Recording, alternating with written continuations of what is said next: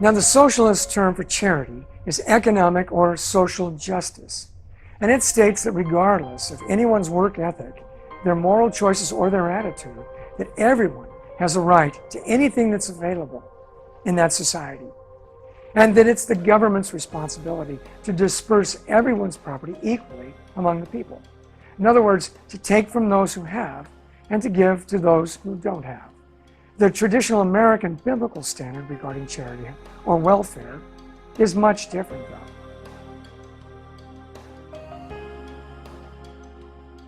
Before the 20th century, the notion that the poor were somehow entitled to the property of others had no place in America. The Bible itself teaches no unconditional duty to help others simply because they need help. Paul commands, "He who does not work, neither shall he eat." Because Paul knew that there's always plenty of work to be done. Even if you're not getting paid, you can always do something to contribute to the welfare of others by simply working to help out others. Paul says that there's no duty to support anyone who can work but chooses not to. The Bible knows nothing of either legal or moral entitlements to the property of another simply because someone needs help. Paul's command, if obeyed, then, would mean the immediate end of the welfare state. And now, it's not the Bible, but Karl Marx who teaches, "To each according to his need, from each according to his ability." The Bible simply says, "You shall not steal. You shall not covet what is not yours."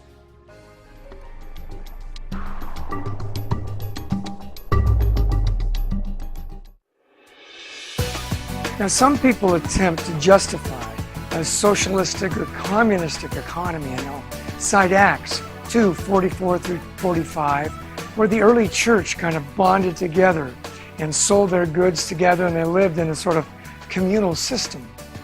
But if you read through the book of Acts, you find that that communal system didn't last. And why? If you look at the story of Ananias and Sapphira as an example, you see that communism fails because simply man is sinful. Some people will cheat. Some people will hold back. But some people still say then that the Bible teaches a sort of form of economic Marxism, often simply referred to as economic justice. They teach another term is liberation theology. Their underlying belief is that socialism will somehow usher in a kingdom of heaven, like a utopia, a perfect society. Economic justice is the belief that all men deserve equal riches. Unfortunately, in reality, it turns out that in socialism, some simply are more equal than others.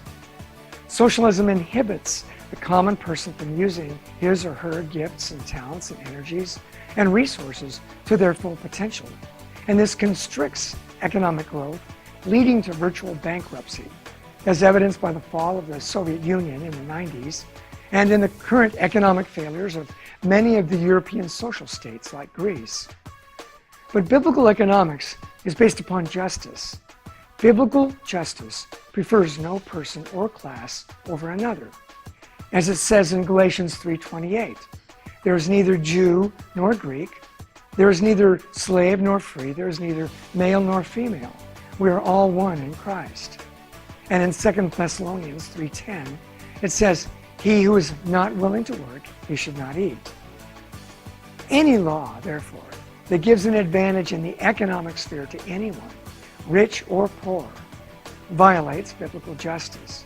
Why? Because biblical justice requires equal rights before the law, not equal incomes. True economic justice is not based on equal income, but on equal opportunity. Now, where does wealth come from? Let's compare the free enterprise or capitalistic system with that of socialism. You see, there are two opinions on where wealth comes from.